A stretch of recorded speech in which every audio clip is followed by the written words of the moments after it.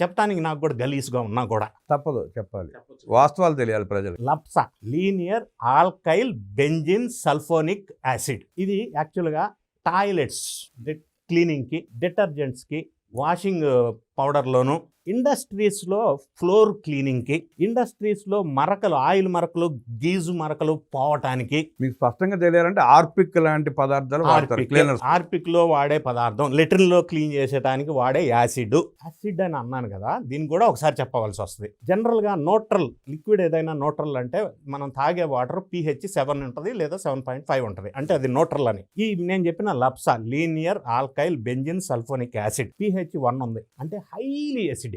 అది వాడారు. మీరు అడగొచ్చు అదే ఎందుకు వాడారని. ఒకటి, రేటు తక్కువ. రెండోది, ఆహార పదార్థాల నియమావళి రూల్ సెంట్రల్ గవర్నమెంట్ 2006 ప్రకారం దీన్ని ఈ తినుబండారాల్లో వాడకూడదు, నిషేధం. కానీ వాడారు. ఎందుకంటే ఇందులో ఈ మనం చెప్పుకున్న ఫిష్, గొడ్డు, లేకపోతే ఇటువంటి అవశేషాలతో నూనె తయారు చేశారు కదా, అది డిటెక్ట్ కాకుండా ఉండాలంటే, అది వాష్ చేయాలంటే ఈ లప్సా కెమికల్తో వాష్ అయిపోయి అది డిటెక్ట్ కాదు. దానికోసం ఈ linear alkyl benzene sulphonic acid వాడారు. అది కూడా 8,900 టన్నులు వాడారు. దానికి 59 లక్షల పేమెంట్ వెళ్ళింది. అది సప్లై చేసింది అరిస్ట్రో కెమికల్స్ వాళ్ళకి. పేమెంట్ వెళ్ళింది, PO వెళ్ళింది, ఆర్డర్ వెళ్ళింది, దాని ఇన్వాయిస్ ఉంది, మొత్తం క్లియర్గా ఉంది. సో ఇన్ని రకాల ప్రూఫ్లు ఉండి